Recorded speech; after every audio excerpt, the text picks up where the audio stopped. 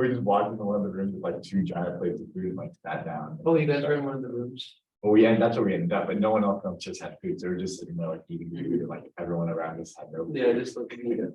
It was terrible. I wanted to get down to those rooms, but like by the time I got there, everyone was They were like, already. "Oh, what time do you guys get there?" So this was like, it's like 2 hours after dinner was supposed to start. It's like probably 7 or 8.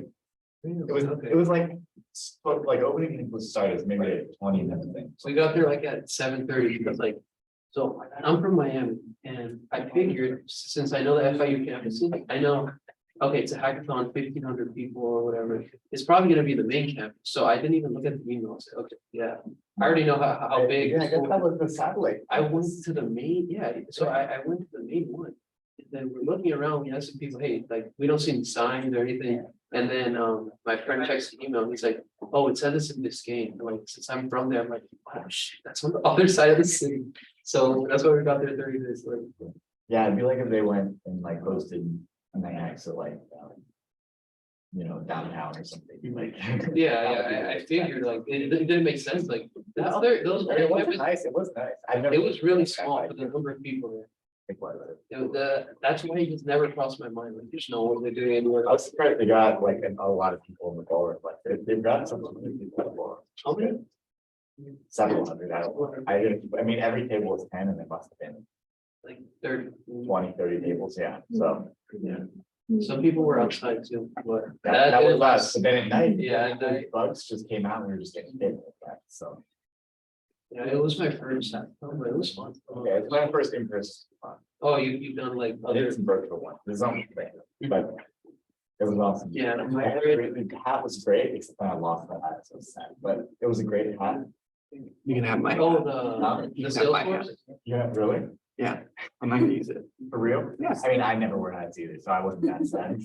But it was a great, I don't know, what do you think? You like the hat? The one from Salesforce. Some show hats. They- No, they they give like it- a show hats hat. You didn't even get. Oh, I did, dude, like this, yeah. It was great. I Was love it like it. the moment you got in, like it was at the table? It was, no, it was like, it was, I walked downstairs somewhere. Oh, I like it. Yeah, Salesforce had like hats and stuff. No, I'll say I had a picture, because I took like one. And everyone, if you haven't already signed in, please go ahead and use the QR code to sign in. You're gonna wait like 5 minutes because it's incredibly difficult to find this room Yeah, it's kind of tucked away. and people are late to everything. I signed it. Oh, it's horrible. I was trying to follow the numbers and it does. Right, it's so crazy. Engineering 2 was created to correct the mistakes of engineering 1. Yeah.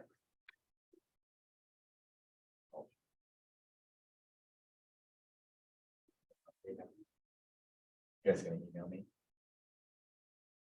What? Are you gonna email me? You want me to email you? I put my email in. I mean, it's prior to-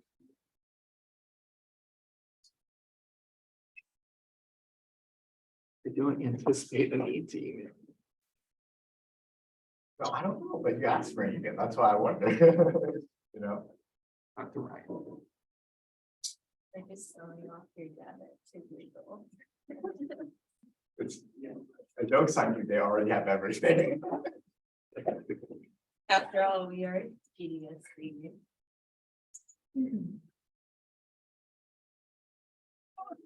Yeah, there's another one this weekend in Miami. I went next week and. Yeah. And then, In my. no, yeah, so in Miami, there's one this week. It's called Hack and Solo, and then there's another one. Okay, now. I forget what it's called. I think it's like Pad Hackathon in Tampa. Yeah. There's another one in 2 weeks from now. Actually, next week, and then there's Hack and See. I go waitlist actually too, so. You got way with it, yeah. I applied, but like, yeah, I wasn't expecting them to take so long, because Shell Hacks was like that. But I guess there's so many people. But it's really, they just opened registration early. If you think about it, it's not for another couple weeks anyway. Mhm. Yeah. it's true.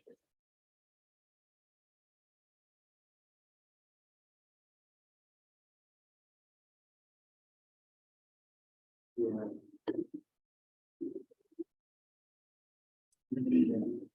15 people on Zoom. 6. Oh, 2.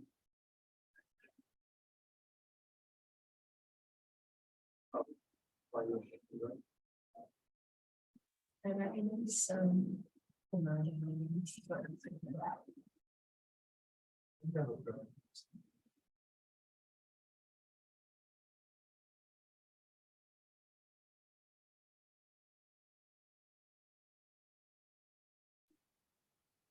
Yes.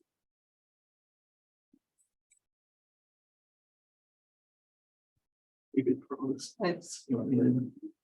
Do it, you can do Hey, Eli, so is De Niro from AI? Yeah. De Niro is the workshops director for Night Hack. Oh, for night side, okay, okay. Because, yeah, well, I was just wondering, but I won't be able to go, tomorrow. I had mentioned. What's happening tomorrow? Oh, the meeting? Like, I think that got moved to Thursday. It's on Thursday. oh, today's Tuesday, okay, never mind. Yeah, I'm just thinking, because I'm not gonna be here starting tomorrow until Saturday, because I'm going. For the shop conference? No, Chef Conference is November 2 to 6, Oh, but I'm gonna hackathon in Miami. Yeah. that's pretty exciting.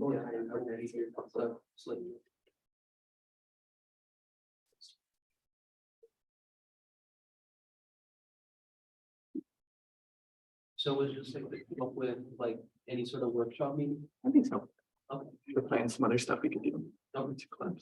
Is it gonna be recorded by any chance? So I could like listen in, or I could just ask you to. We'll take some notes. Oh, It should be good.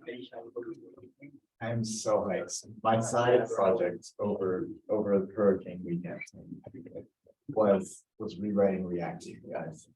Like re-implement, like, it's not actually that hard. Like, I'm going under the covers. and, like, Intellectual re-implementing that code. No, it's legit. You can do it in like an hour.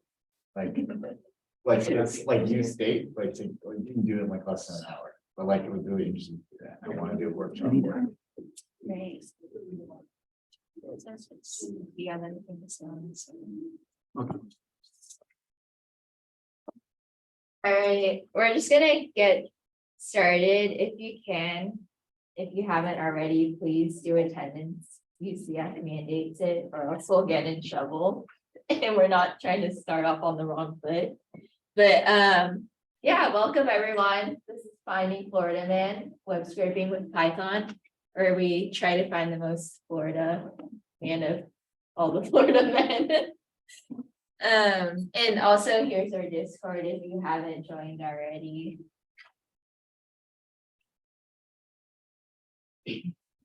So our meeting schedule is that we're first going to be doing a project demo of our project, and we're also going to be doing an intro to Python, kind of small workshop, and then we're finally going to jump into coding the actual project itself. Hi.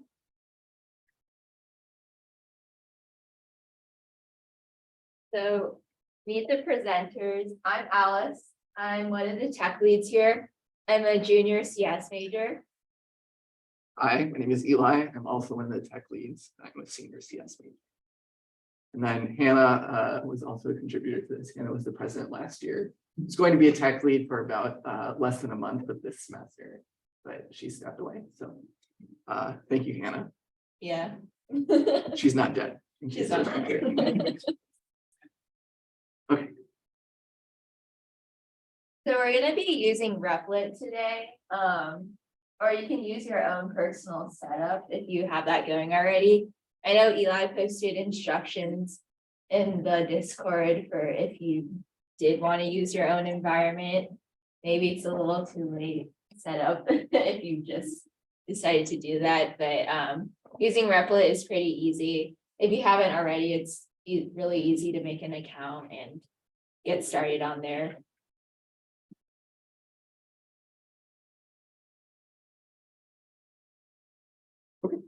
All right, so we're going to do a quick demo of what this is going to turn into here. So I'm going to click on this link, but you can also go to tinyurl.com/findingfloridaman in order to test it out for yourself. Okay, so this is the final version. We're going to go ahead and run this.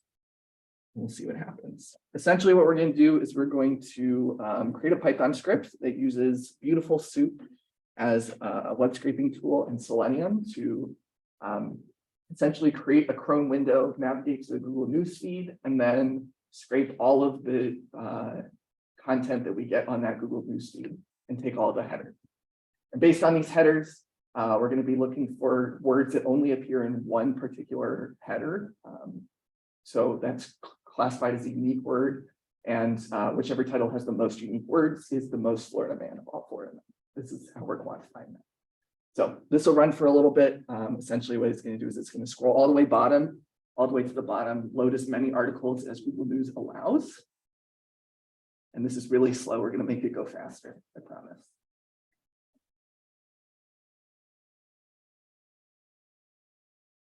Come on, you can do it. There's a lot of absolutely insane news articles in here, which we'll find very quickly.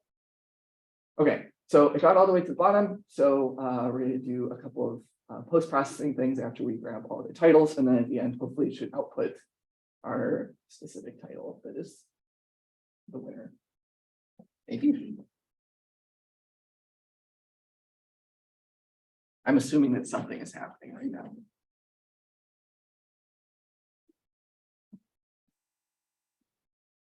Okay, we're gonna make it actually work.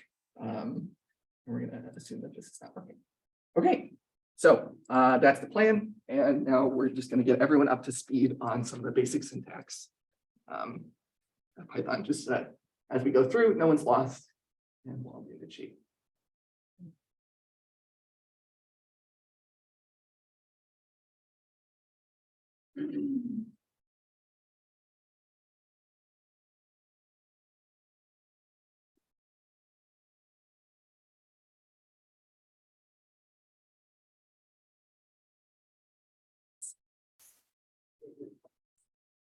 Okay, so before I begin, has anyone never coded before? No? Okay, no one in the Okay. chat either? Okay, good.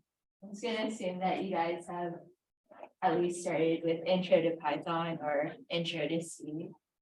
But, all right, so to give an overview of Python, very basic, it's super versatile, flexible, and friendly.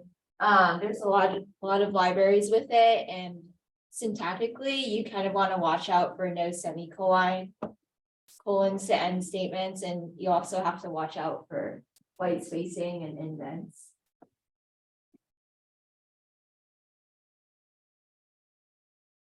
So we're just going to jump straight into variables. So there isn't really a command to implement variables in Python, like you don't need to declare, for example, in C, if you want to declare an integer, you have to write int and then equals 4 or something like that, but you don't need to do that in Python.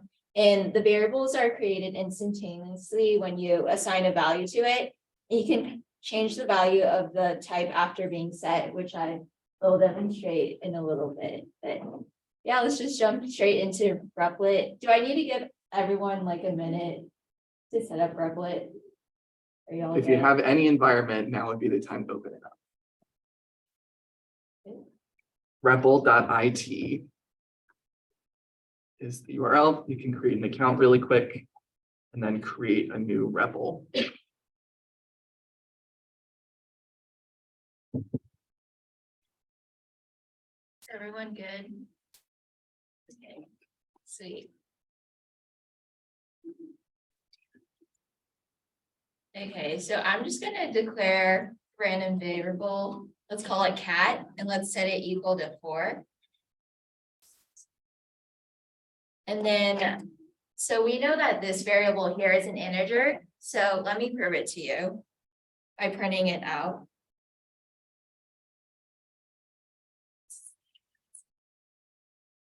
Okay. Let's run this. It's really slow. So it shows over here that the class of it is an integer. So then we can change it to a string if we want to.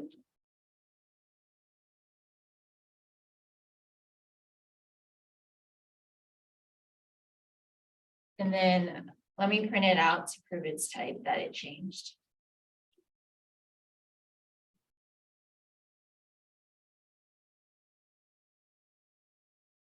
Okay, so we proved over here that Python is able to change its types.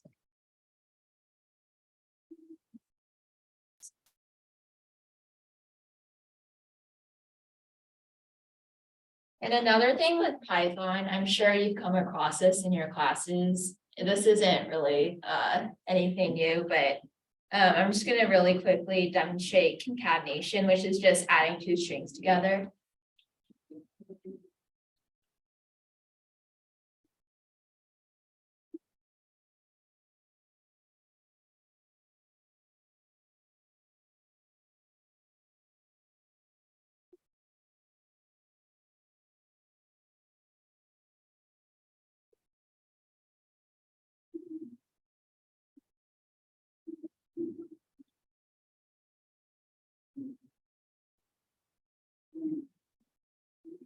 Welcome. Are you here for the GDSC event? Yeah. Okay.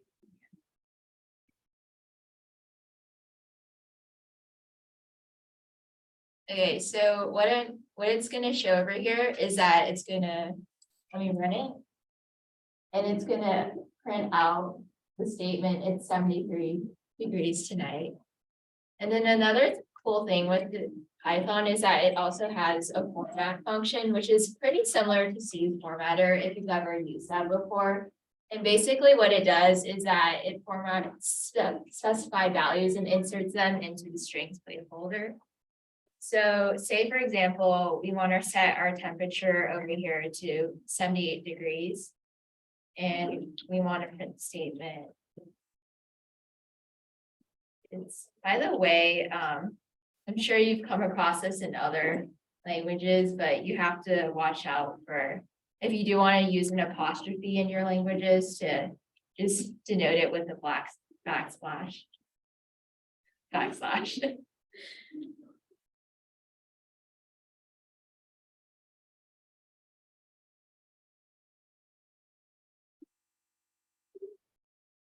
And I'm going to add a dot format, and then we're going to set that to the temperature.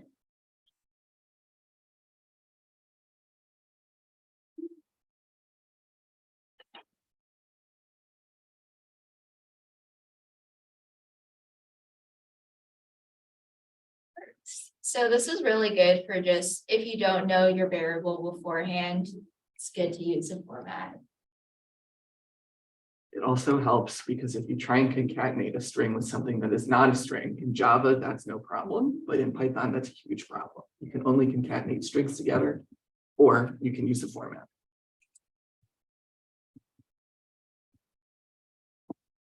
We're gonna jump into loops next, which is basically, the setup of it is just for some iterator in some iterable objects like a list or range, you want to do something with the iterator. So just to demonstrate a very basic for loop, I'll make an array, which is just basically a list. It's a data type, but basically I'll put a list of colors in here.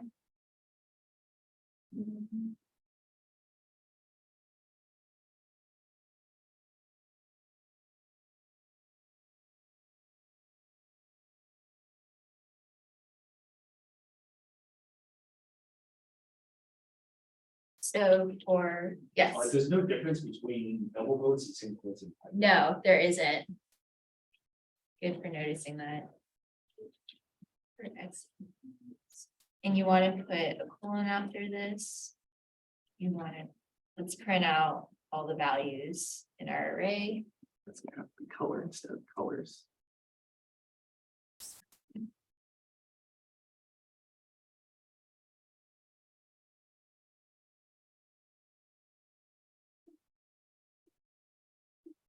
Yay, we did it.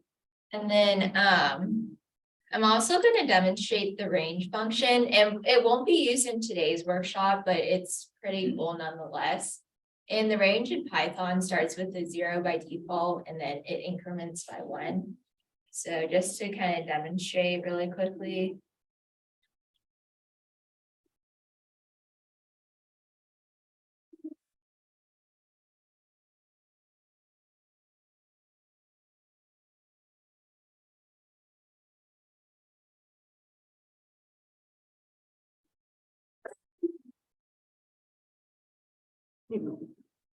It's not really- Okay.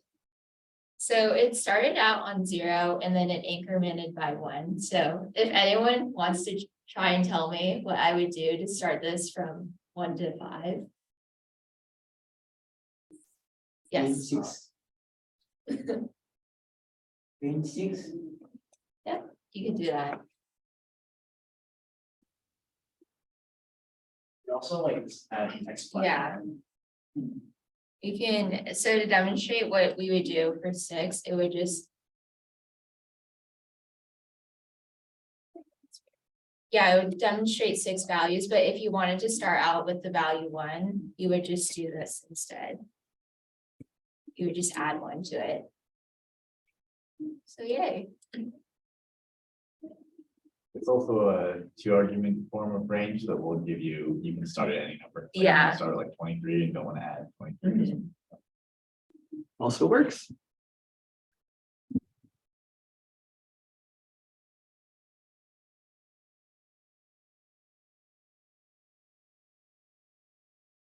Okay, and another thing with for loops is that you can put if and else in it.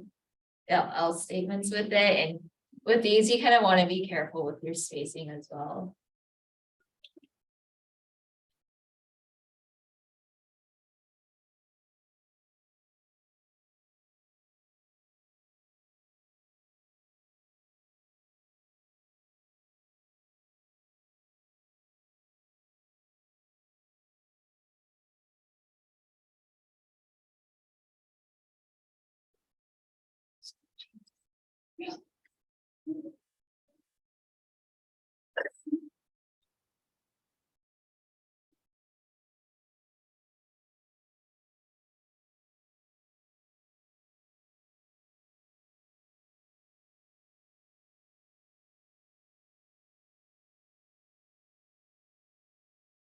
So this should demonstrate that the periwinkle color is not in this list.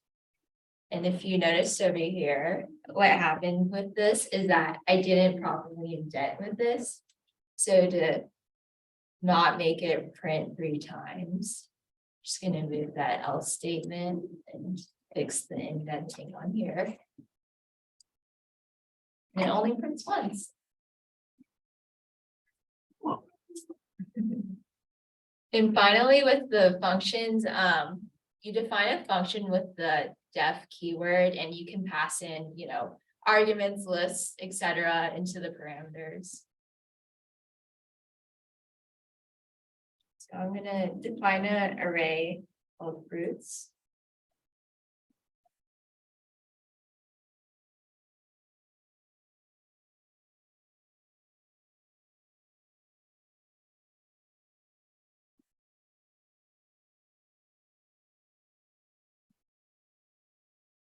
So we're gonna define the function using the def keyword and then my function. And I'm going to pass in the array in here. And then from there.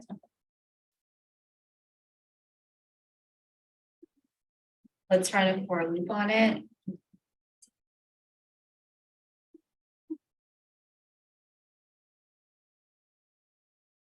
And then make sure you call your function or else it's not going to do anything.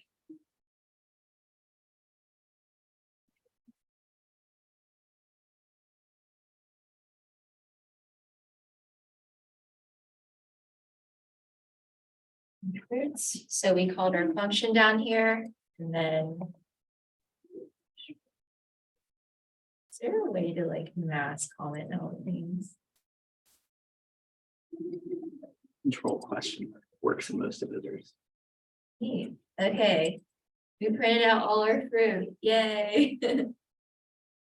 And then we also want to demonstrate how to return from a function, which is just literally adding the return, but just to demonstrate really quick, let's do a simple multiplication problem. So we're adding the return one. So the function above is basically a void, well, not a void function, but we just printed from there. But if we wanted to return something, you just add the return keyword. So we're gonna just do a simple multiplication problem and then make sure to also call this function. So.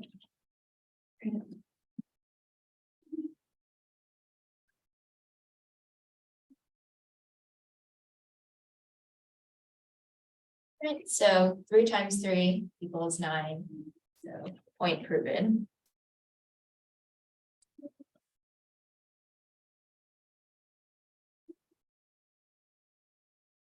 And then finally, one last kind of data structure in Python worth mentioning is called the dictionary. And it's kind of similar to a hash map if you've ever used that before, or if you've ever worked with JSON before, it's kind of similar along those lines, but basically it stores key value pairs. And another thing with it is that you can't have any duplicates with it. So just to demonstrate really quickly.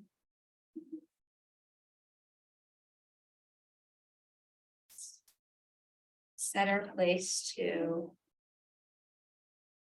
Hogwarts.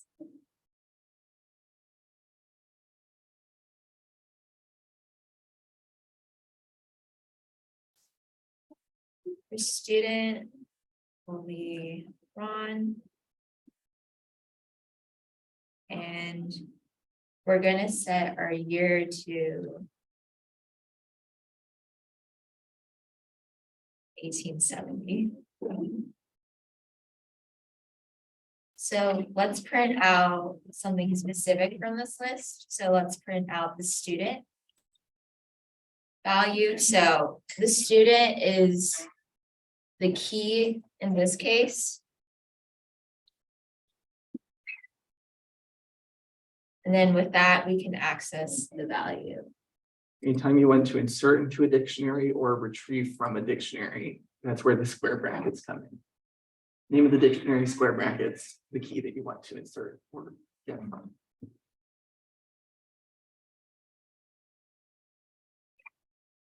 And then to prove that we can't use duplicates in this, let's just add another year into this.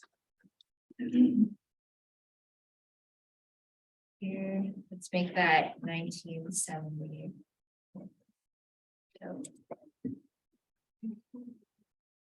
So it's already giving me an error, but we're just gonna pretend like we never saw that. And we're gonna just plow straight ahead to prove that it's been overwritten. So here, so this should print out 1903. So it does. So basically with dictionaries in Python, you can't have any duplicates in it. So that's kind of just a very quick run through of Python and its syntax. Does anyone have any questions? No? There's something on Zoom here. I don't know if it's a comment or. No. All right. This is sidetrack. All right. And then the final thing with it is that there are imports. So I'm sure if you guys have coded before, you know what imports are. With C, you have standard libraries that are imports, and they're basically packages of code called modules that allow you to transfer code from one file into another. And you can import one specific function from the module with the from keyword. So for example, in the example I have pasted up on the slides here, we use the from keyword to import from the library math to import the pi kind of functionality, and we're able to print out the number pi.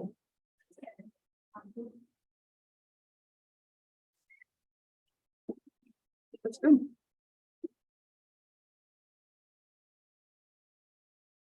So that wraps up the intro to Python. So we're just gonna jump straight into the project now. All right. Thank you so much. All right, I'm gonna cover just 2 more slides down here just to kind of quickly give a sort of an introduction to what the point of doing this web scraping in the first place is. And the reason why we would want to do this is really just because data is really powerful.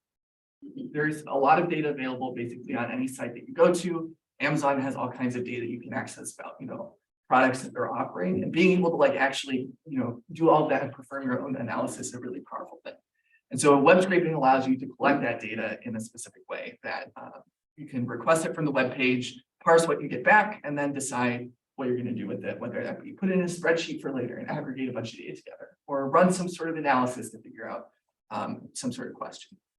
And with this, there's a couple sort of questions about, is this legal? And the answer is generally yes, with some restrictions.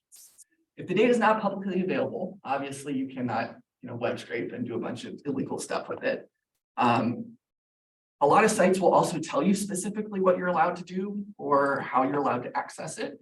And one of those ways that you might know is if a website has a robots.txt. So we can go in here, and this is basically a long list of all the ways that we are allowed or disallowed to access specific parts of Google. So a user agent could be anything. If we scroll down here, it also has things specifically for different kind of user agents, whether it be like an ad bot from Google or something from Twitter. So this is, if there is one defined, then that would be a great place to look. Okay, and then the last thing to talk about really quick before we jump into things is that there are a lot of challenges involved with this. So the way that we're going to do this today is we're going to use Selenium to create an instance of Chrome and then manipulate it so it goes to the page we want and grab all the HTML from it. There's other ways that we can do this though, because pretty much every single site you have is split into a front-end component, which is everything you see, and a back-end component, which is everything you don't see. And so your HTML that you're seeing is generated by something based on the back-end service that sends all the data about the products that you're trying to scrape. So we can either scrape through the HTML specifically, or we could set a request and try and like figure out, okay, how do I interact with this backend and pretend that I am the front end? And that way we can collect data about the products directly as JavaScript, whether and the way that you might be collecting this is a little different depending on what the server's sending back to you. Sometimes the server might send back to you HTML that it has already generated for you, and then you just see it. Or it might be sending back just specific, data through JavaScript, and then you can use that. The other thing is websites change a lot. Like anyone who's made a project before knows that you don't create one version and then just do it the rest. So as websites are changing, the way that you go through and scrape them is going to change as well. Maybe the structure of the page has changed since you did it last time, and now your web scraper breaks. So going back and making sure that you can update that is important. And also all the websites are built and function differently. Everyone uses a different tech stack. Everyone has a different way of sending their content and arranging data, which means that if you create a web scraper for one site, it's probably not going to work for almost anything. So being able to investigate the site that you're looking at and figure out what you need to find, which we'll do a little bit of today, is really important. And also just how are you going to collect all that data? So not every site displays every single thing you want all at once. If you send a request to a backend server, maybe it'll give you 1,000 items at once, but HTML is probably not going to show 1,000 items at one time. So if it's an infinite scrolling thing, you may have to use your Selenium to scroll all the way to the bottom, which is exactly what we're going to do. Or if it's paginated, which means we're going to show you 100 on this page and you go to the next page after that. That's also something you have to take into account how you're going to access it. Okay, so with all that being said, we are going to jump into things here. So let's create a fresh file wherever you're working. I am going to create a new REPL. Everything related to Selenium works on Replit. A lot of things work on Replit, surprisingly. So we're going to pick a Python template and we're going to call this binding. You can call this whatever you want. Again, if you're not working through REPL, you can go ahead and create your own file on it. Okay. So there's a lot of things in here. I have some speaker notes on the side here, so if I'm glancing away frequently, I try to make sure that I'm covering everything that's important here. It's going to drive me insane.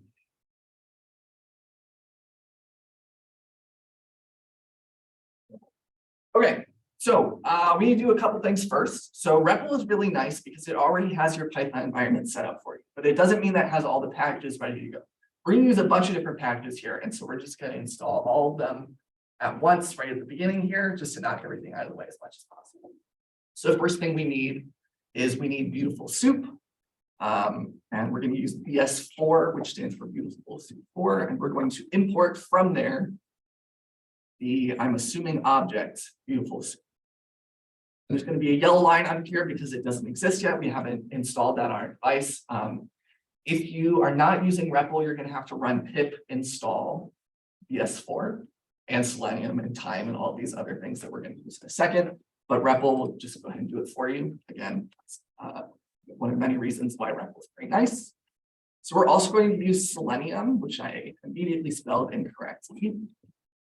And we are going to import from Selenium the web driver. The web driver is what's going to actually create our instance of Chromium that we're going to use.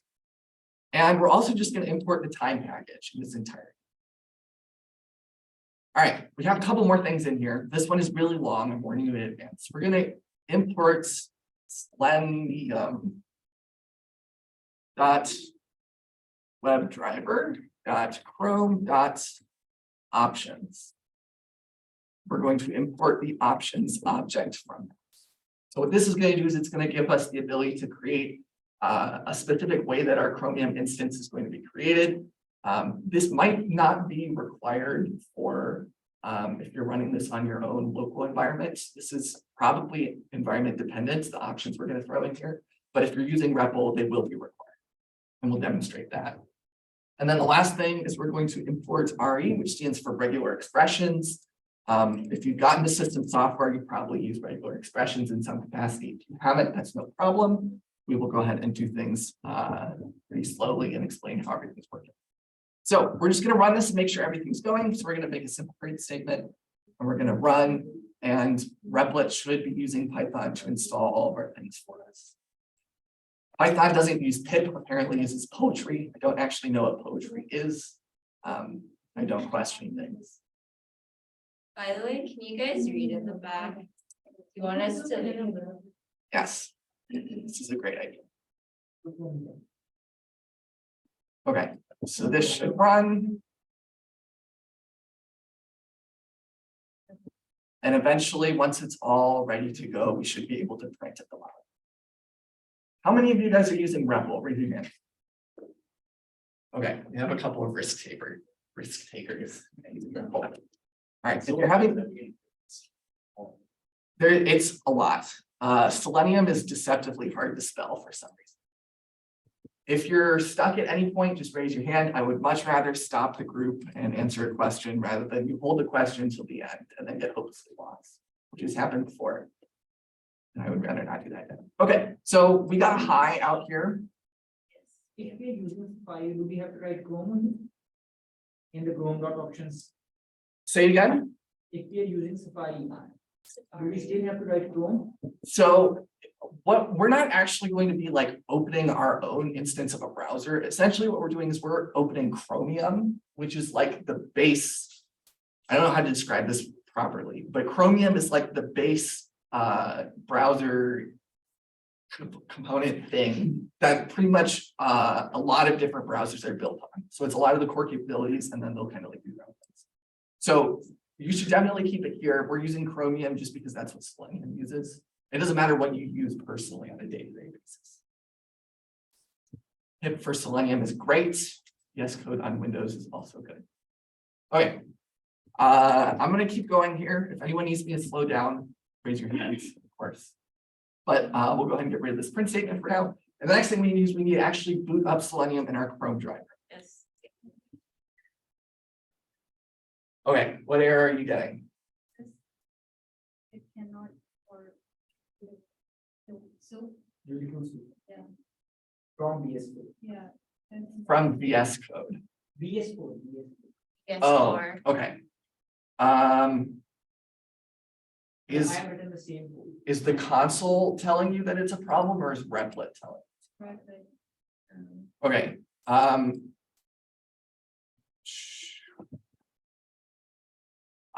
Check your spelling. Like it should just automatically try and import everything for you. If you don't already have it, you can try running it again as well. This is the So the other thing that should change here is if you go into your poetry.lock, all of this is getting changed as we add new things here. So I have now a package, Beautiful Soup, in here, which says that it's been installed for me. And package dependencies. Is there anything really beautiful soup in here?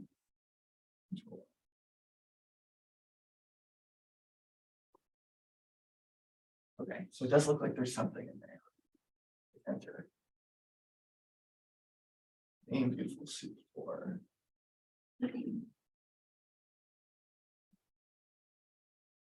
Oh, it's the case of beautiful soup in here. So this particular area, you have beautiful soup all lowercase. Whereas what the object we're importing is capitalized, beautiful and soup. Anyone else having any errors? All right, what do you face? Okay, probably not. It should, but it always does something. It feels like. Module name, yes. So if it's no module, then that means it's not actually installed yet. All of these look like they haven't been installed.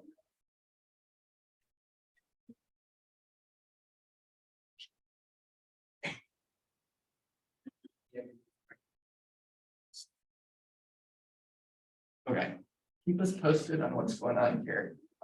It looks like it just didn't install properly, which it should do if you just run it. It is still not working. You have to read capital and capital S. I got nothing for you at this point. It should just work if you run it. You might, you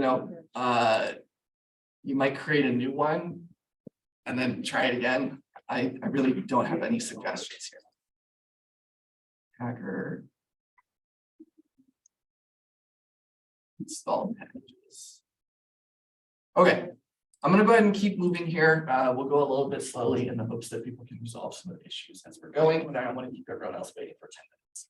Okay, so here's what we're gonna do. We are going to create our variable for the options that we imported from that really long string there. And so we're gonna create an instance of the options object, and we'll assign it. And we're gonna add some arguments to our Chrome options here. So the method we're going to use is add arguments. And our arguments are going to be in the form of a string. So the first word we're going to use is no sandbox. And what exactly this does, I truly could not give you the full technical explanation. I did some Stack Overflowing and it was not 100% clear. It has something to do with processes being like essentially cordoned off so that they can't access anything else if they are sandbox. And if we run it without this no sandbox flag, then we're going to get a bunch of disgusting errors. The other thing we need here is disable dev SHM usage. And this one is related to preventing it from crashing somehow. Again, the full technical explanation was very hard to find. All right, and so once we've done that, we can create our WebDriver finally. We're going to tell it that we want to create Chrome, and we're going to give it some options, and we're going to give it the options that we created, our Chrome options here. So this might look a little bit weird if you haven't used Python before. This is a named argument. So when we create our functions, normally in Python, those arguments don't actually have any types, which means that we would still need to give them in the exact order. But sometimes we don't want to do that. Sometimes we only want to give it maybe 2 out of 6 arguments that are totally defined. So what we can do with named arguments is when we're defining our function, we specifically everything we want passed in, we give it a name. And then the user who's using your function can determine how many you want to pass in. In this case, the only thing we want to pass in is our option, but there is a lot of other things we could pass in. Sorry, this should be options plural. That will be important at some point. We could, let's go and look at, oh, that's, okay, we're not going to look at that. That's disgusting. But there are lots of other name parameters that we could use. We're just not going to in this case. So what we're going to do here is we're going to do time.sleep for 2 seconds, just so that we can see everything boot up and how it goes. And then at the end, we're going to driver.quit. This is essentially like deallocating the driver, or if you're using a scanner in Java, you're supposed to close the scanner at the end. I don't know how often you guys actually do that. But we do want to clean up after ourselves at the end. So with this all done here, we still have a couple of yellow squiggle lines for things that we haven't used yet, but we can run it again. And hopefully not this. Oh dear God. Oh, I know exactly what this is. Okay, I wrote myself a note that this was going to happen and then I ignored the note. Okay, so this is going to be a really disgusting error. And if you look through here, like, it's going to tell us that we have to like put Chrome driver into the path. And we can't do that because REPL is essentially running our code on some remote system somewhere far, far away. We don't have any control over that. So what we're going to do here is we're going to go to these three dots over here in the Files tab at the very top. There should be something called Show Hidden Files. And we're going to open replit.nix.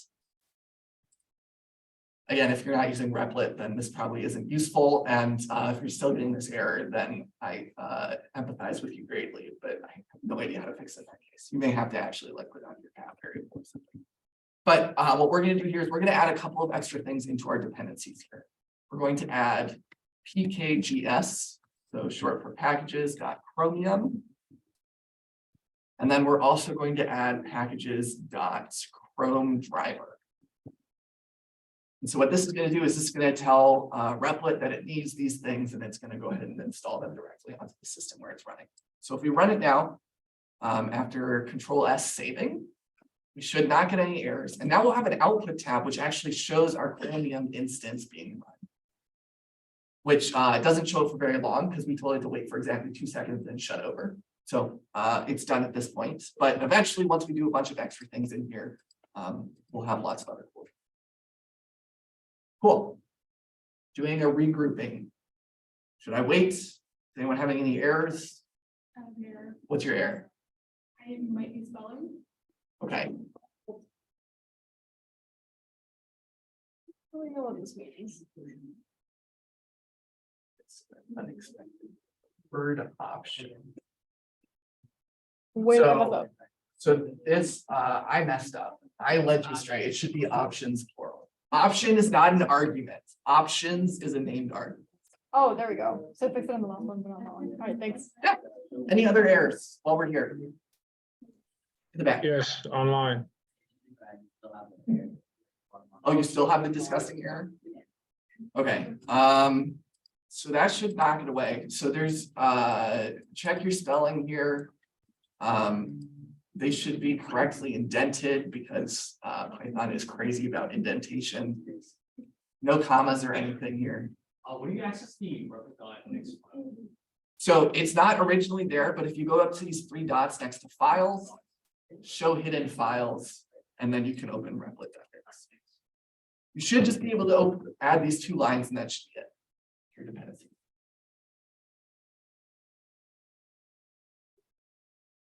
Anything else? Yes, Good here? no, Okay, so we're going to keep moving here. Again, if you need me to backtrack at any point, we certainly can. I'm going to remove this time.sleep for now. Actually, that's a lie. We're not going to do that. Okay, so we have now slept for 2 seconds, which just is going to let our Chrome instance load up here. And now we need to actually tell it where we want to go. So what we're doing here, sorry, I don't notice notifications in chat very easily. Chrome driver needs to be added to path. Okay, so this is the error we were trying to fix. If you're using REPL, you need to edit your replit.nix. Trying to use it in VS Code, being super finicky with installing things, switch over Replit. Yeah, if you're having a lot of issues with VS Code or whatever your personal installation is, just open a REPL. It's pretty easy. I can certainly go back and give you the URL if you need it, so that you can copy out the first section from the master. Okay. Sorry, can we go back to the next file? Yeah. These are the only 2 lines you should be adding here.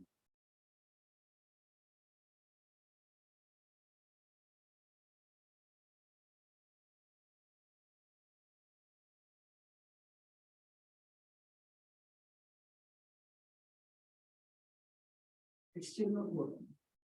Like the installation still isn't working all the way at the beginning. Yes. It's a page long and I don't know where. All right. It's gonna be a long workshop. That's all right. In advance. what are we doing?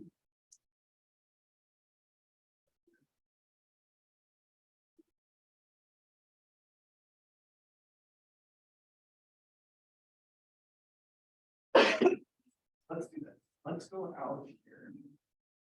Back into the panel. Sometimes Replit is also really finicky about just like thinking about sequence property.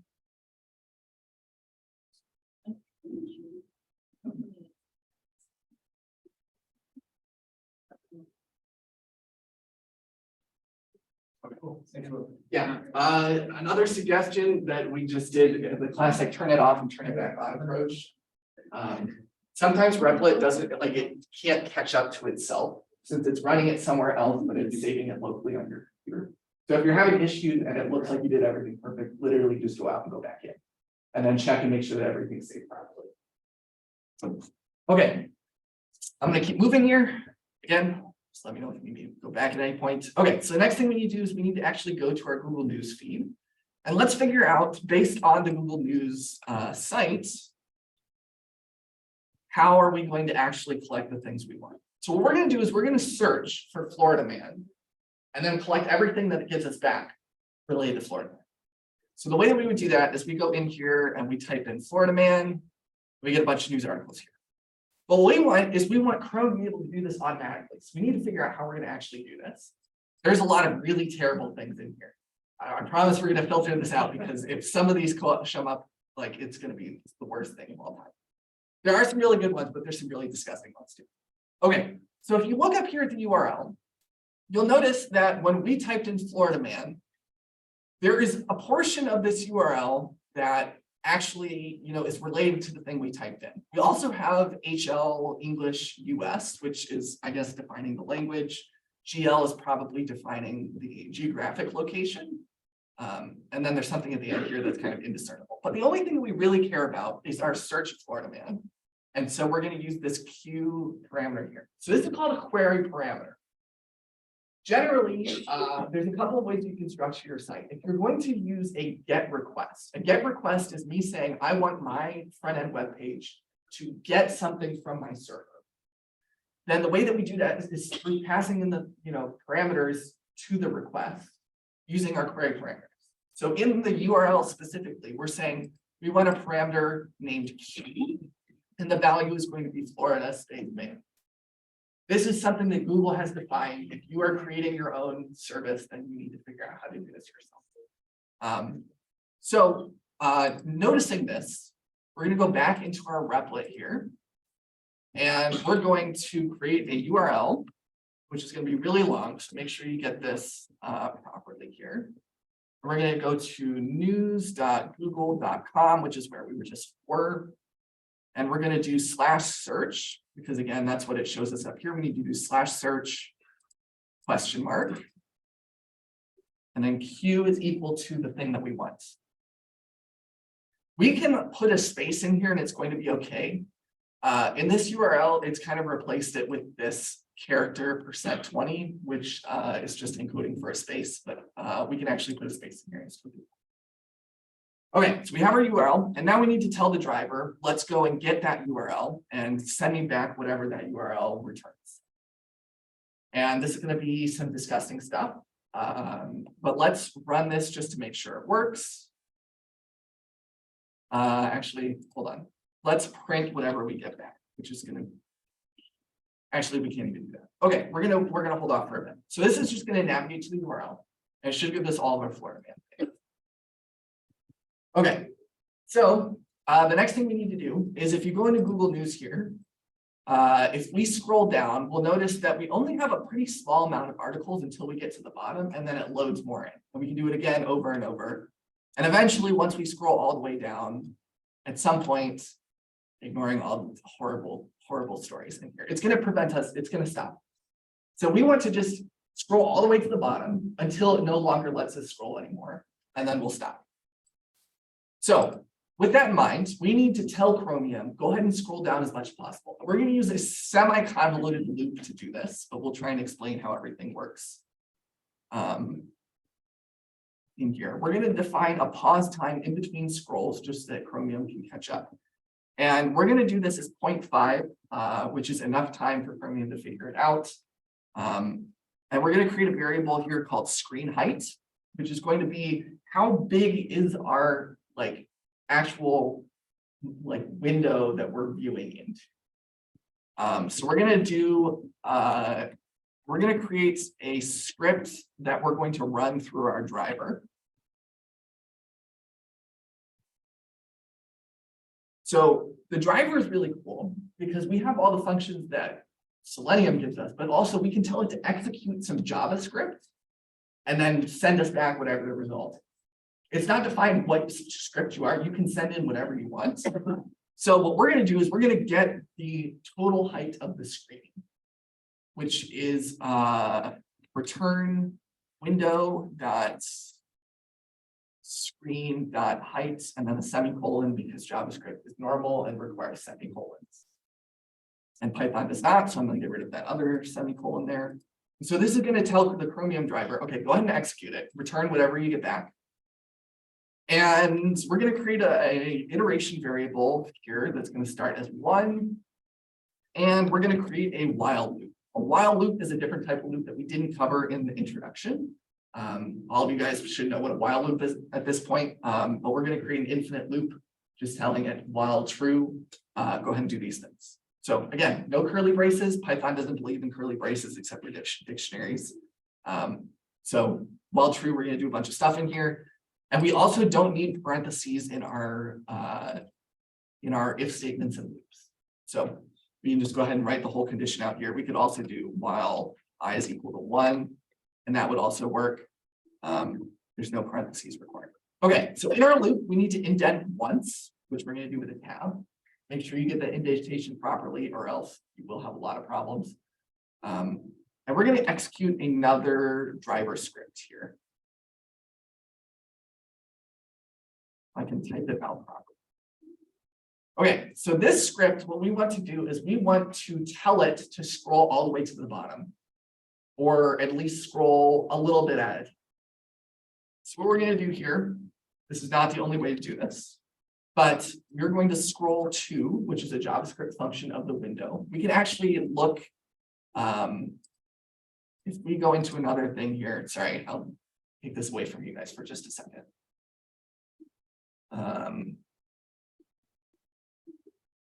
This is a disgusting error that this person's having. Okay. Yeah. So this crash here looks like it's probably not the flag, this disabled dev SMH usage is probably not correct on your end. I think that would probably be what's causing the crash. Okay, so we're going to scroll to the first variable here is the X component of what we're scrolling to. We don't want to scroll in the horizontal direction at all. And what we want to do in the right is we want to scroll to, essentially, we're going to insert some Python variables into our script using the format that we talked about. So anything we want to insert, we put inside of curly braces in here, and then we can call inside the curly braces whatever we want. So we're going to just arbitrarily call them screen height and I. We can call this dog and cat. We can call it anything. And let's make sure that we have appropriately one parenthesis at the end to go with this parenthesis here, and then a semicolon. And now we need to call dot formats on the end of this string, which is a function of strings. And when we call format, now we want to throw in all of the things that we want to insert. So we need to insert something into this screen height. We also need to insert something into I. So again, this is named parameters. So we're going to call this screen height, and we're going to assign to it our variable screen height. And the same thing here. So the first one is whatever is inside your string that you're inserting into. And then the second one is whatever variable in Python you're throwing in there, which we're calling the same thing for clarity. And this is all one line. It's wrapped around here, but there's no line number here. So it's not like a line. What's up? I can't see you. You're directly behind the monitor. Just a suggestion, string format is fine. If it's a new Python on Replit, I don't know how new the Python is, but you can just put an F in front of the string and drop the whole format.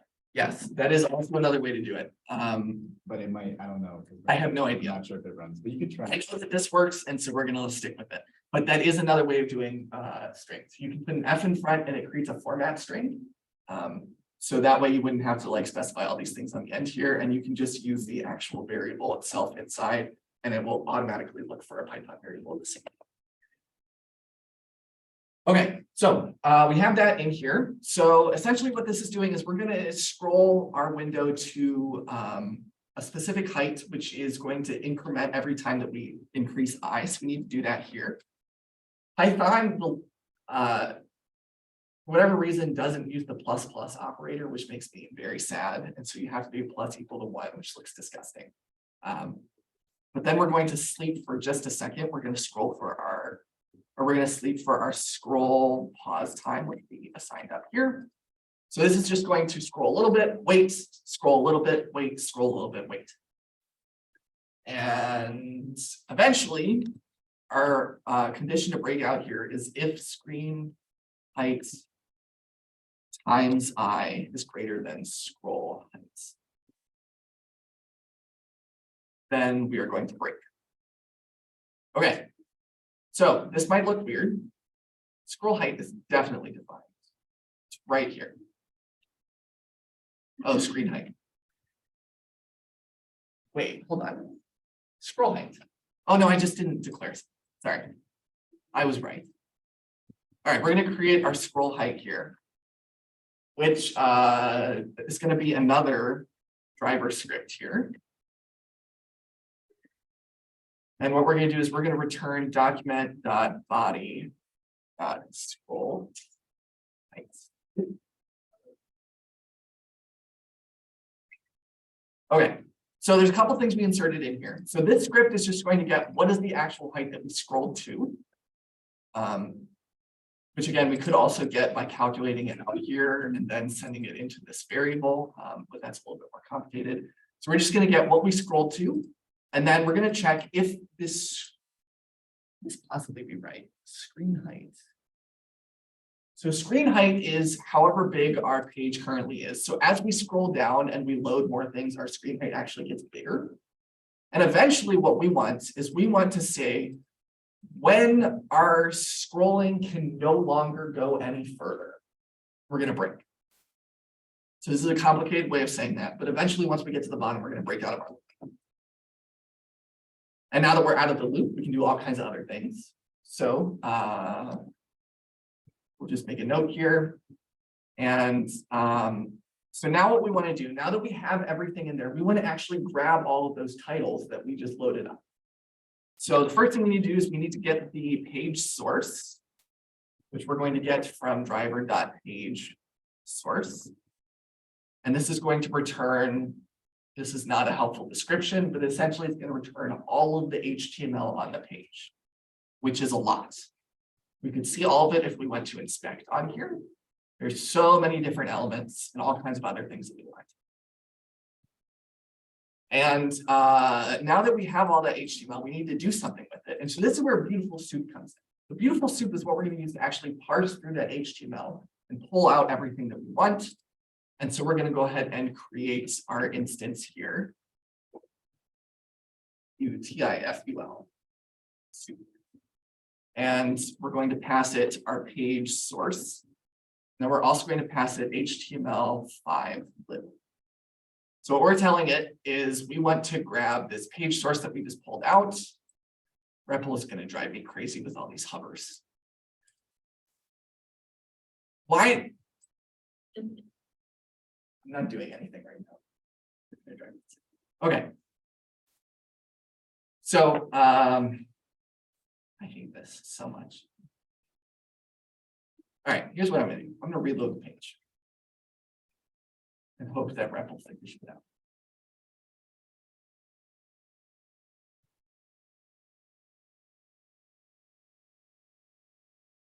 Correction, I'm going to attempt to reload the page. And UCF Wi-Fi is going to prevent me. Oh.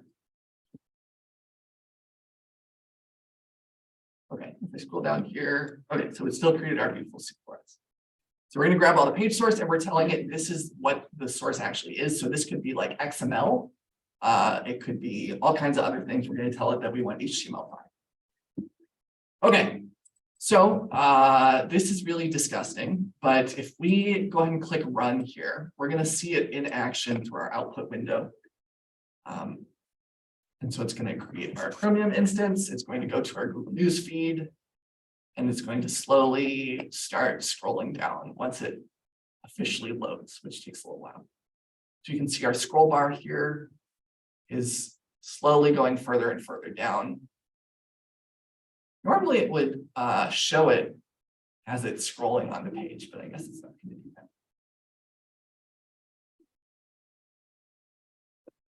that. Okay, eventually the scroll bar is going to get all the way to the bottom. And once it gets to the bottom,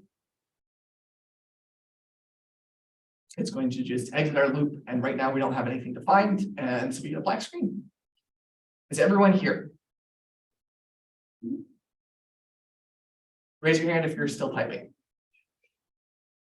Okay, give it a couple minutes. Does anyone have any issues? Are we controlling the speed that it goes down, or is that just? We are controlling the speed in this scroll pause time. So we are saying that every half second, it's going to scroll a little bit further. We could change this to be 1, and every 1 second, it'll scroll a little bit further. That would be twice as slow as it already was, which is pretty slow. We can make it faster, but if you make it too fast, what's going to happen is it's going to get all the way to the bottom and it won't have loaded up the new stuff yet. And the while loop condition will say, oh, there's nothing left, so we should just exit. So there's a fine balance there. Awesome. Glad that you figured it out.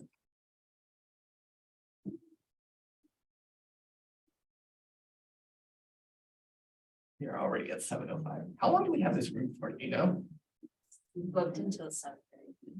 Till 7:30? But like, Oh, I don't think I have any. okay. I hope that one's coming in after.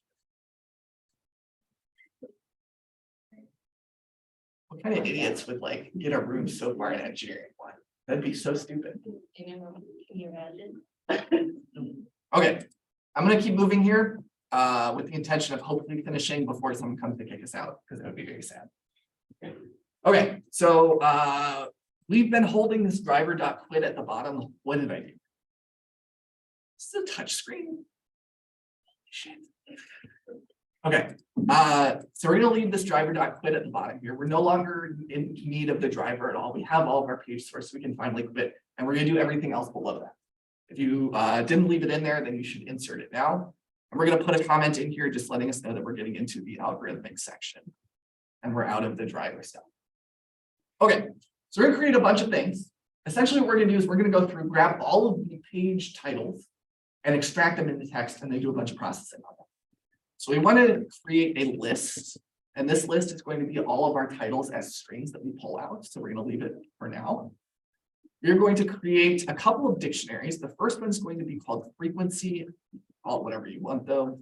We're going to create it with the dict literal.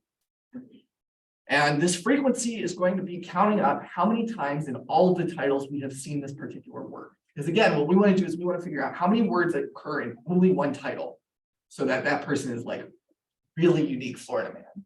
And then we want to reward that.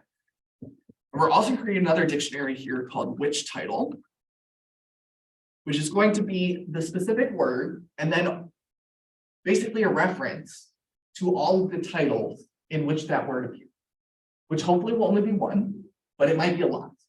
So it's going to be a word, which is a string, to a list of all the titles that it appears in. Okay, so we have all that in here. We are also going to use an index variable, which we'll call title num to be descriptive. And we're going to create a matches array in here, or a list. And essentially, a lot of you guys were noticing as I went through the Google News feed originally, yes, the .next file should be the only one you have to make edits to. But essentially, there's a lot of news articles about things that like I would not like to go on a recording publicly for the Google Developer Student Club. So we're going to put a bunch of stuff in here that like we really don't want to come up in anything.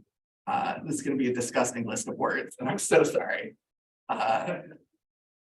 Feel free to put in whatever words you want.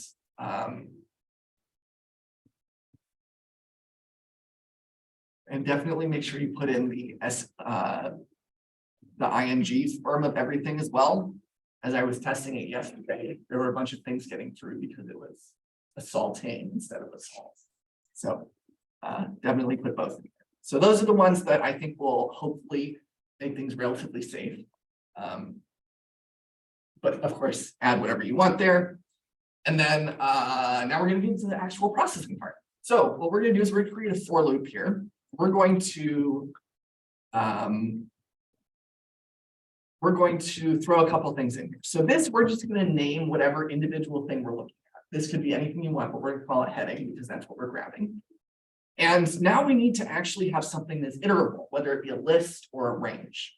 And so what we're going to do here is we're going to use our beautiful soup, which stores all of our HTML elements that we have in our page source. We're going to call soup.findAll.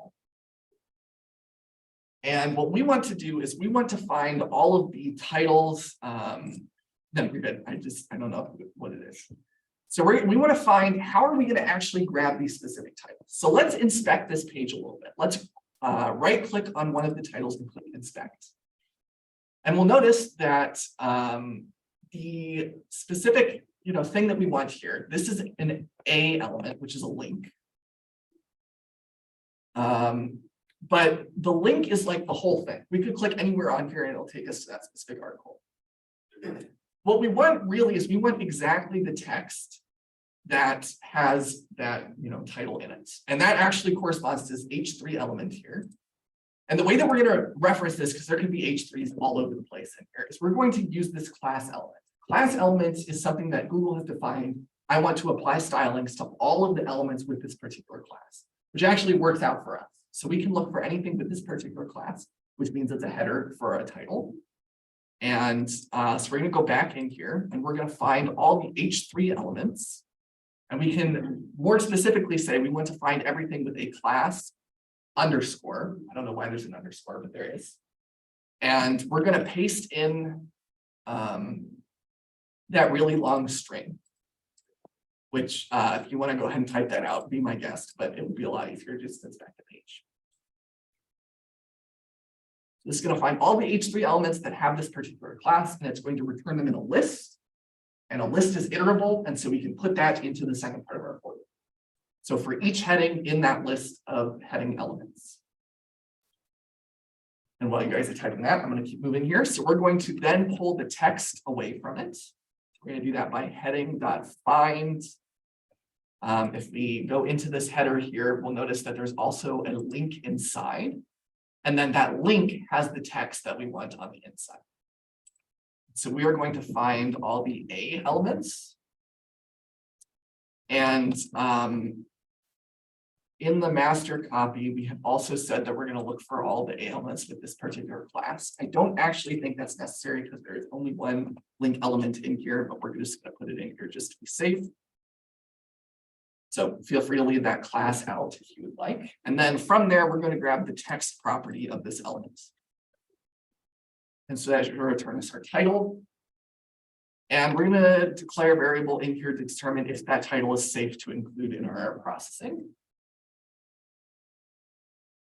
And what we're going to do is we're going to split our title into individual words with the split function, which is a function of any string, which by default is going to split it on any white space character, whether that be a tab, whether it be a space or a new line. In this case, it will only be spaces, but we don't have to specifically put in the space like we would for Java. Okay, so this is not entirely clear just because it wraps around like this, but this is all one indentation outside of the for loop. And once we've done this, now we're going to go through each of the words in here. So we are going to iterate in the range of the length of words. So len is a built-in Python function that gets the length of our list. And then we're going to assign the specific numeric value that's incrementing each time. So this is going to go from 0 up until length -1. And then what we're going to do is we're going to, for comparison's purpose, basically all these capitalize things differently. Like this capitalizes Florida, but not man. This one, has Florida man all capitalized. This one is all lowercase, this is all uppercase. If we don't adjust the case, then we're gonna have a lot of problems. So we're gonna throw in a regular expression here. We're going to reassign back into the list RE, which stands for regular expressions, and we're going to substitute. And this is a regular expression that will be familiar if you have done any regular expressions, and will be utterly garbage if you've not. We're going to sub in the empty string, which means take everything out that matches this expression. And what do we want to sub in from? We want to grab whatever this string is. And then after that, we're going to make everything lowercase.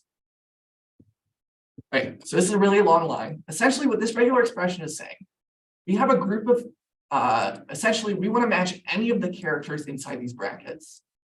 So anything that is lowercase a to z or anything capital A to z. And then this negates it, which means it'll match everything that is not alphabetic. And then plus means one or more. So it might match, 4 different non-alphabetic characters together, or it might match just one. And so it will grab all of those sets that it matches, and it will replace it with absolutely nothing. So we're taking out anything that's not alphabetic for comparison's sake, whether it be a hyphen, an apostrophe, something like that, something that might not be consistent on every title. And then we're taking it from our words I, and then reassigning it back in afterwards, and making everything lowercase for comparison. Okay, so that's really long. So now we're going to go through our matches list. We're going to check if the thing that we have matches any of those words. So if match not lower is equal to words I, we already made it lower, so we don't have to do that again. Then we're going to say safe title is equal to false.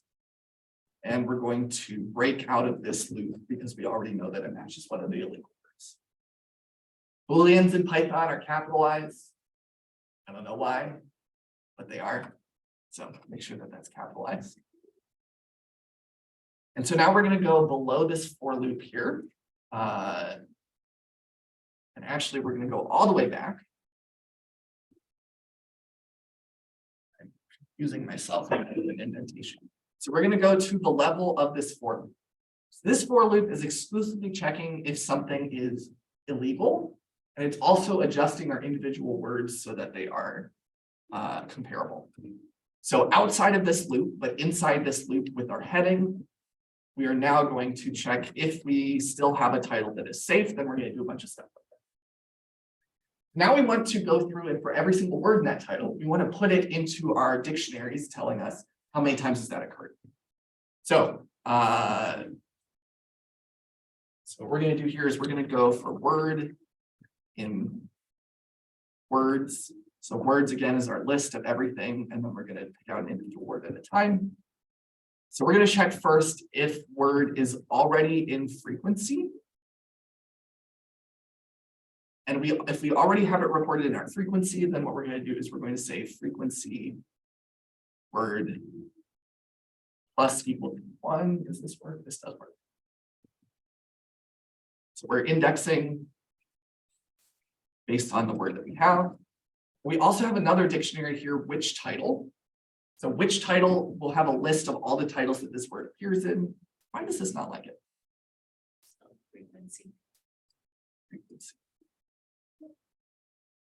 Oh, I missed an R. Thank you. So we're going to go into which title here. And we're going to get the list corresponding to our word key again. And now this returns the actual list that we want. And we're going to append to this list our new title. And we're going to reference all the titles by number, just to make things easy. So as it appears in our title list, which we'll insert it into it originally, the index on that list is our title number. So this helps us reference things a little bit. And if this is not true, if it's not already in those, then we need to add it. So frequency word is equal to 1, which title word is equal to.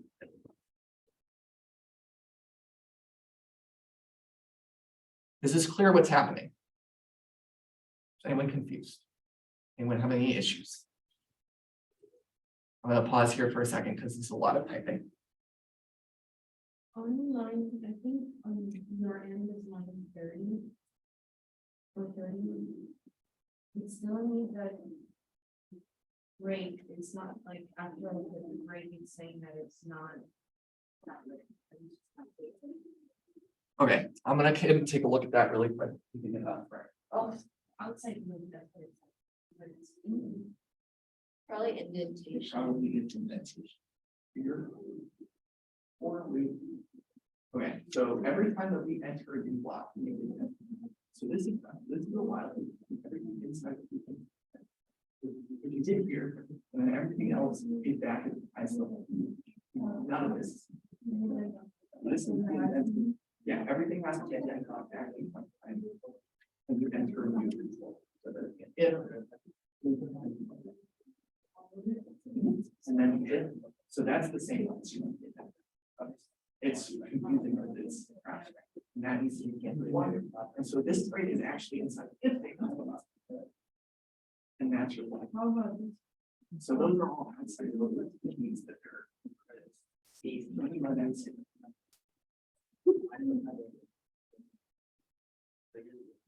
Awesome. Anyone else having any issues? Good. Okay. I'm gonna take a water break. It's just exhausting.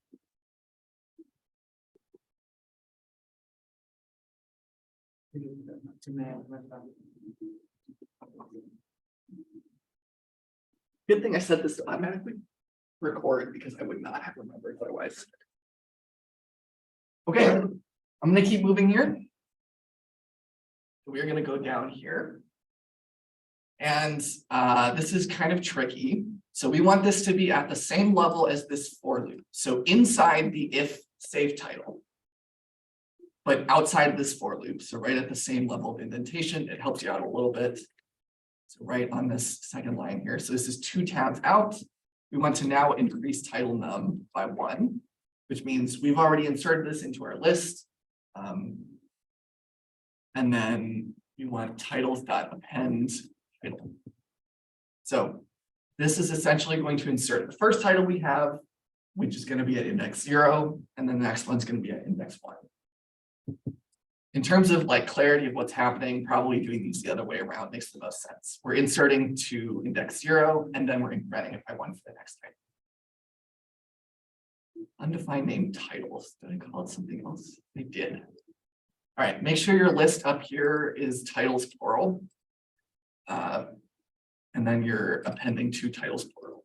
Because we called inside of our loop here, when we grab the text, we called this individual title. So those need to be different.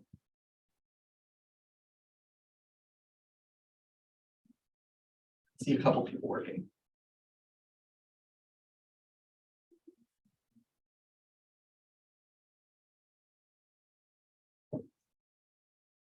I promise we're getting into the fun stuff.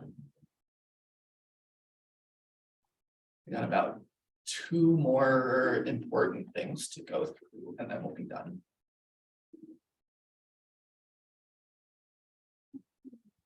Show of hands, who's still typing? 1. Okay, I'm going to keep moving here for a second. I'm going to try and keep this on screen as much as possible. All right, so we're going to go down and we're going to go outside of all of our loops here. So this loop just grabs all the text, makes sure it's a valid title, and then puts it in our list of titles. That's all it does. So we're done with that loop. We can indent all the way back to the top. And now we're going to do some other cool stuff. Okay, so what we need to do now is we need to calculate our arbitrary uniqueness score for each title. And the way we're going to do that is we're going to create a list here, which we're going to call title uniqueness. Is a huge mouthful, so certainly feel free to call it something smaller. We're going to do some really cool Python syntax here, which essentially says create me a list with all elements 0, and the length is the length of however many titles we have. So it's going to create a list of that many elements, and they're all going to default to 0. So all of our titles, which correspond to the same indexes, are originally going to be of uniqueness 0. And we're going to increment that as we go. Okay, So now that we've done that, we're going to go through all of the words in our frequency dictionary. So again, the frequency dictionary has all the words we encountered and how many titles they occur in, or how many times in total they occur. So for word and freak in frequency items. So this is going to give us back both the key and the value at once, because we do actually want both here. And we're going to check if our freak is equal to 1. So if it's a unique word, only appears once, then we're going to go ahead and deal with it. And what we're going to do is we're going to get all of the title numbers that we put into which title, which is another dictionary. Again, it's the word to all the titles it occurs in. And we're going to get, I think we can actually do this. I think this will work. Or you could do .get. Both of those, I think, are the exact same. So all of the different title numbers, this comes back as a list because that's what we stored in there, and then we're going to iterate through the list. And for each title that it appears in, which hopefully will only be one. If it's more than one, then we have a problem because it's not unique. Then we're going to, in our title uniqueness list, we're going to index whatever our title number is. We're going to increment this by 1. So this is a list of the numbers of each title, where they're indexed in the total, in the titles list. And then for each one in the title uniqueness list, same index we increment by 1. Okay, so let's go ahead and print this out to show everything that we have. So we're going to do a quick debug loop here.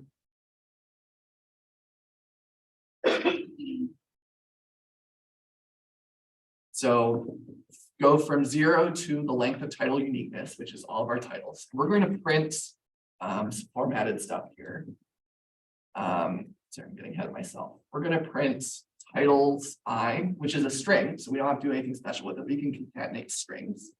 So it's going to get the actual title. And then we're going to also show our title uniqueness score for the same index. And this is not a string. This is a number. And so we have to cast this to a string in order to concatenate. Or you could use format. Either one works. Just showing multiple options here. And this should be 2 parentheses at the end, just to make sure everything lines up. So I'm going to run this. It's going to run through the output, our Chromium, which will eventually get done. It's going to show us all the horrible things that Florida men have done.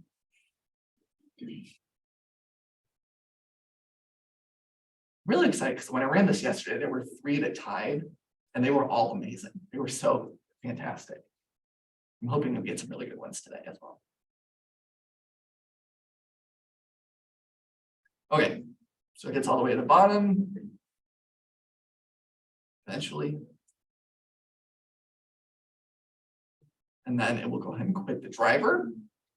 Okay, and so what we have printed here is a list of all of the titles we have, and then the uniqueness score right afterwards. You notice that some of these are 1, like the guy who tried to buy a child for $100,000. I would guess the $100,000 is the one unique word. So that's cool. There are some that are a lot bigger here. There's like some that are 7 or 8. Ripping a bomb during the Ashlar. That's pretty good. What else do we have here? We have another 6. Oh no, that's not cool. There's an 8 here. Florida man causes child. Oh my God. There's a 9. Oh, this was one of my favorites.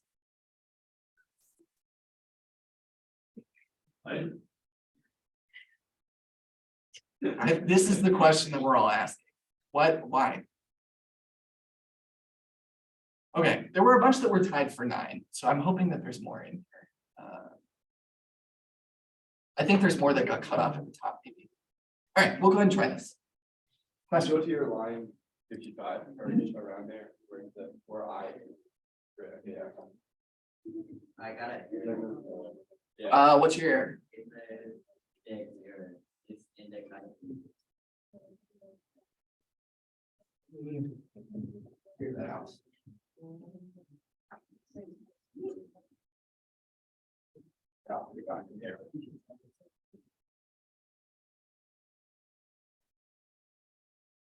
This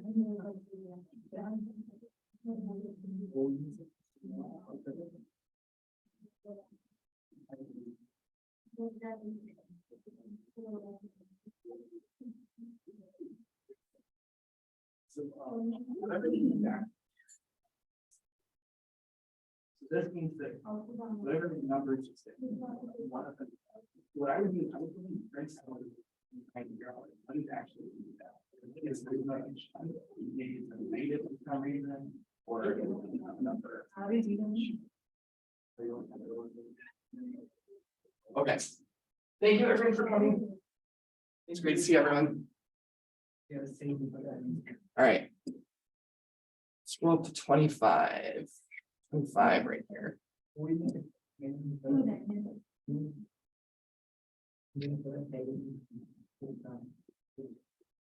What the hell is going on here?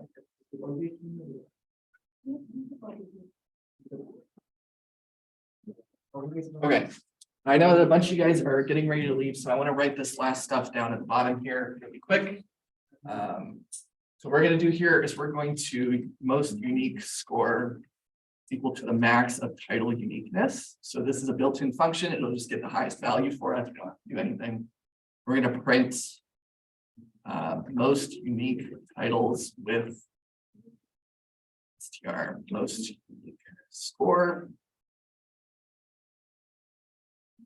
unique words, and then we're going to go through from I of range in length of titles. So again, just go through all the titles. We're going to check if title uniqueness I, so if the uniqueness of that title is equal to our highest value score. So if it matches, there could be multiple, there could be one. It depends on if there's a tie or not. We're going to print titles. How did I even do this? What? Oh, someone. All right, someone's screwing with me. Length of titles. What is this not like?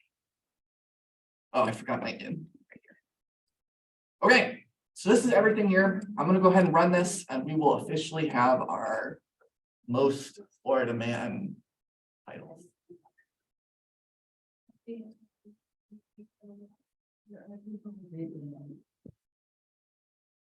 Drum roll. It'll be 9, but it's just a question of how many 9s there are.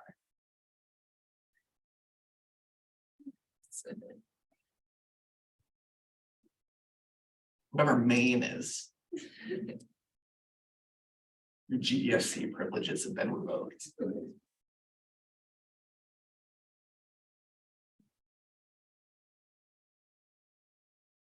Slowly but surely.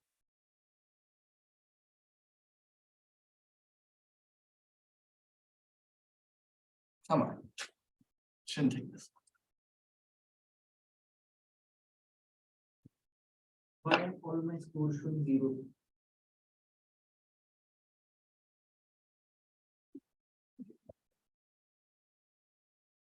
You think it's working, right? Run this, yeah. It doesn't usually take that long. Anyone else having any issues that we can walk around and try and fix right now? I think it's maybe not personnel. Not sure. I'm trying. You don't have any errors, but it's just not working. It's just I scroll it up if you would. It goes through both the bottom and around line 20. Go to line 28. I want to see. Yeah, that's 20.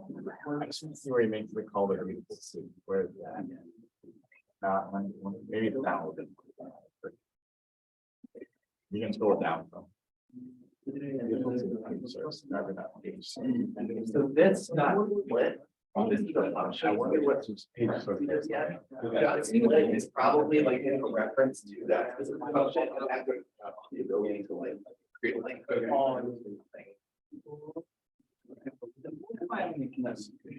This is not working. All right, I was hoping this is going to be the grand finale, but it appears we're having some issues. I'm going to reload the page.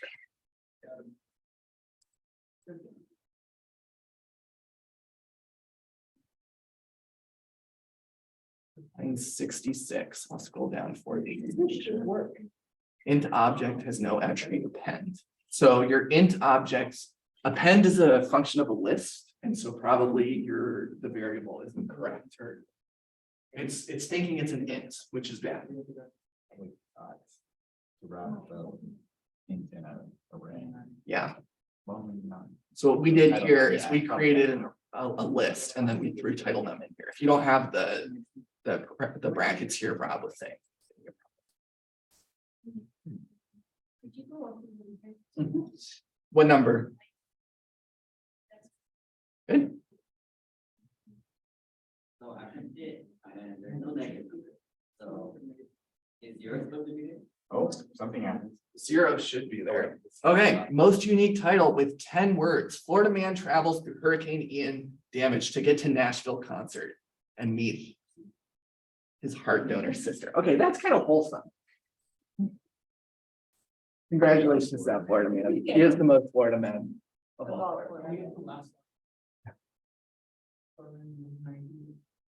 Alright, that's all we got. Thank you all for bearing with us. Okay.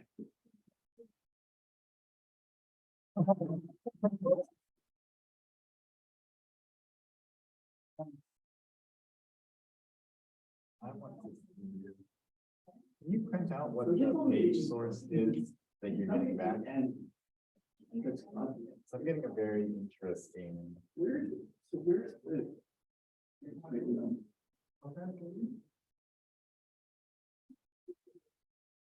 Literally just print out. Okay, I'm just, yeah. It's not the same length as title, literally. That's how you define it.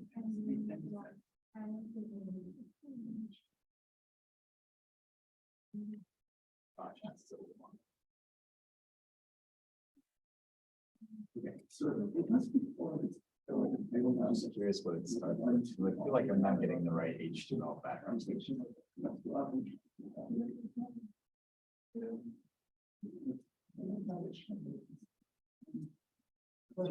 the right thing. Okay. Never mind. Never mind. That's not it. Something's very wrong, but that's not it. This needs to be better. We only look at that if we're actually using. Oh. Oh. I put H instead of H3. No, it's not really. Alright. Rob, that sounds like immense frustration. No, it's like I typed H1 into the H3 and so found nothing. It's like, why am I finding nothing? Wow, that's incredible. Oh. Is this we're doing like a project, like junior design or something? So the random idea that we had that we thought would be a fun thing. The goal was to do something with Python web scraping, and the Florida man relate ideas I got from that. What do you like guys like find like how to like use the libraries? Like So the best thing you can do is come up with what you want to do and then try and figure out, just Googling what is the library? And then like, you know, all these like, you know, functions that we're calling, it's all in document. You're gonna have to go through some documentation and figure out like, I want to do this thing. I want to try and grab all of the H3 elements. What function do I need to do that? So there's a lot of documentation, probably a lot of Stack Overflow code. But that's the way. yeah. Thank you. Yeah. Thank you. That's all. No. Thank you. Have a good Tuesday. Thank you guys. Oh, wait, well, actually, do you mind if I scan the QR code at the beginning? Did I think I left the slides up. I didn't want to. And it should be on the first page. Wow, look at this. Oh, maybe have a feedback form. Damn it.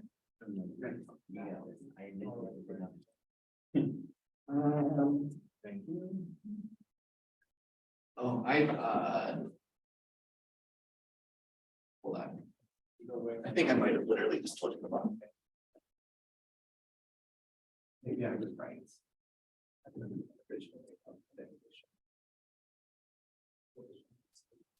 Yeah, so it should be. Okay, so that,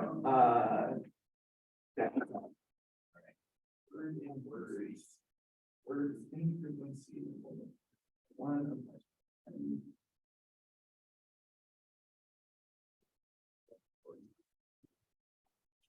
Oh, could you close the chat or like just like move the. Yeah. That defeats the purpose of QR code. It's almost good. Oh wait, this is the What's the cool one from How to Land an Internship. Yeah, it should all be the same. That's, Oh, Yeah. things happen. Okay, and then what was the last time you saw the code? You just picked the one with the most uniqueness. Is that what you guys did? yeah, Okay, the highest uniqueness score. gotcha.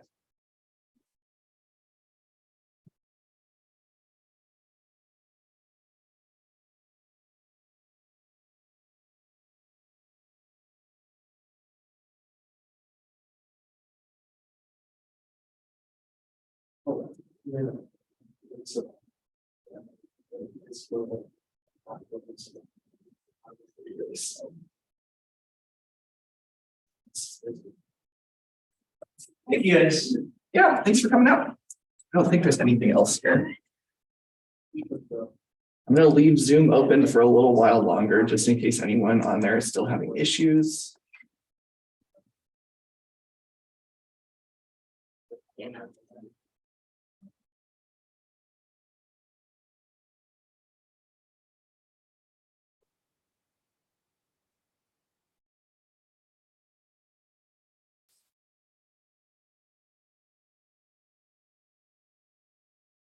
Well, it stopped at a different number this day. It stopped at 65 instead of 84. Oh, yes. It works. Time to refactor.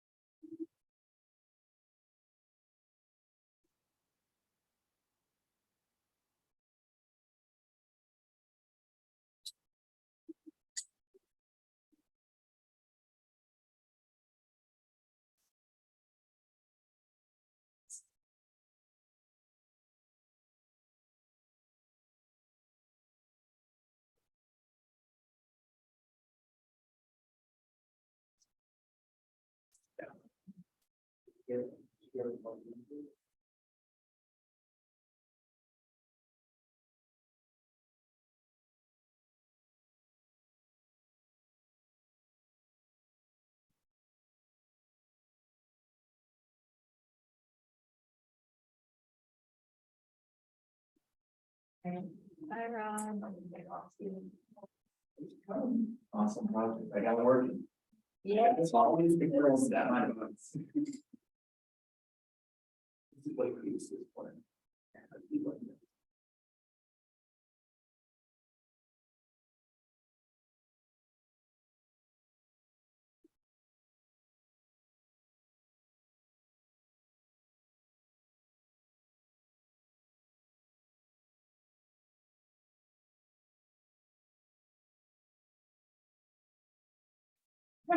No idea.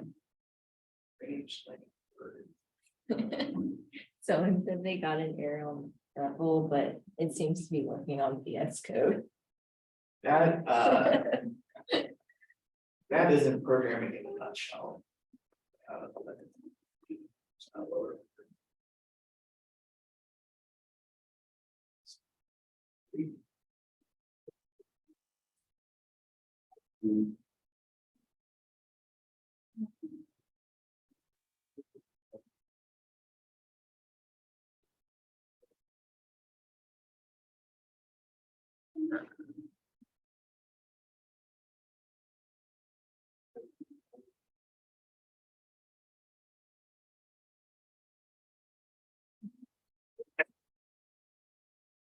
Darby, it might be something with your, I think it might be, I don't know, I don't think it's your libraries, but. I did this as I was creating it over and over. right here, you're defining title. For this list of all of the titles. Of the S on them. And title might not exist. Or if it does, it's not at all. Can you check if you typed Let's line 35 here correctly? not look at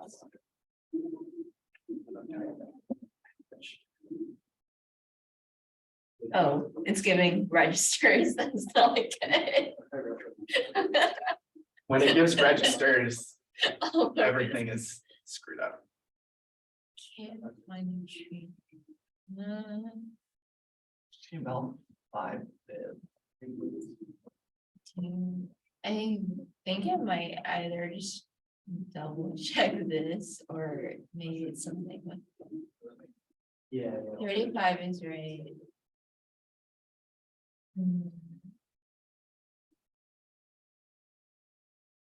Cursor library thing strikes me as like maybe an argument is wrong. Neither of those arguments should be named. Oh, you got it? I did that so many times as I was writing it, and like it's unnoticeable for whatever reason. Even if you're using a variable that is defined, like title at that scope has no value, but like it still works. Yeah. And so trying to figure out like, oh, I just forgot an F, like things still mostly work, but like you have no reason to trace it back to that. It's infuriating. Did you ever fix the replit.mix thing? Like, did that end up working for you?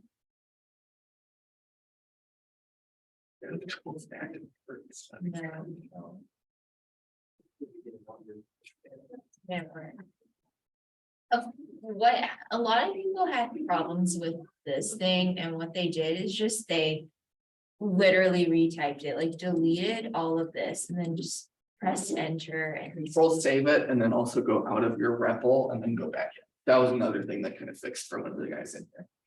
Sometimes literally just turn it off and turn it on and just maybe need literally just REPL to save it. delete Yeah. these two lines, 4 and 5. Or simple would it be to in the question, right?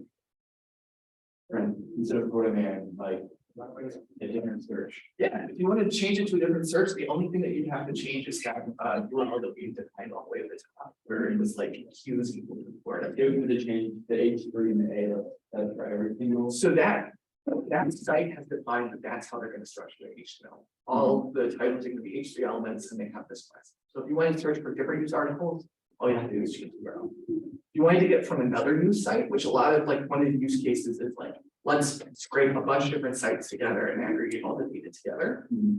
All the sites are going to define their elements differently. You have different class names, you can be in a different order. It could be like an H6 that have the title and stuff. So, you know, going through the actual website, figuring out what specific element do I need and how do I get it? That's where the challenge is. So Yeah, you should definitely like inspect on Wikipedia and try to figure out like, okay, where am I going to get all this data from, and like, how do I pick this specific element set? Which will change from site to site. all to do is just change this URL. Yeah, like if you go into Google News and search for something else, and you want to search for an orange or something. Okay. Yeah, so it changes the URL up here, so now it searches for the wherever it passes it as Apple. Okay. And still has the. So you could also just like copy and paste that URL. Yeah, that's what it is. It worked for 2 other people where I told them to just literally delete the 2 things they deleted. Unfortunately, other than that, Like literally just none that we have any other solution. retype everything, just completely delete these 2. If this doesn't work, then And unfortunately. then just like go here, press enter, and then just retype all of this here. Like that's what has gotten everyone to fix it. It's unfortunately all that we can really do to be helpful. I at this think point. it's maybe a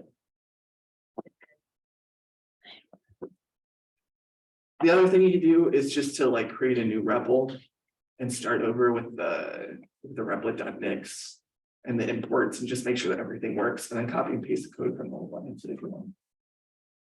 It's all about like all of this is for setting up the environment, like wherever REPL is gonna run your code. Which we don't actually know where that is, but we have to like set the flags and set the dependencies so that that machine specifically knows. So if it, you know, got set up incorrectly, maybe like you had something in there that imported something it wasn't supposed to, or screwed something up, then it might be helpful to just start over. Other than that, there's not really anything else we can do at this point.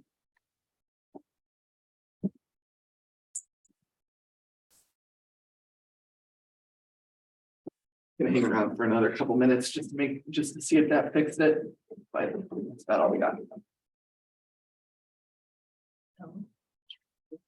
Oh, yeah, I would like that. Free charger guy. No, not that generous.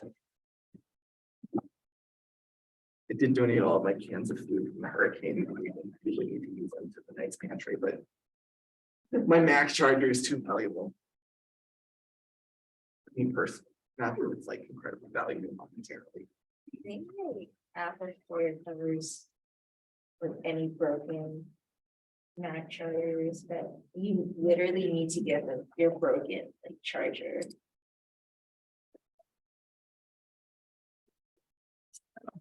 Yeah, I know that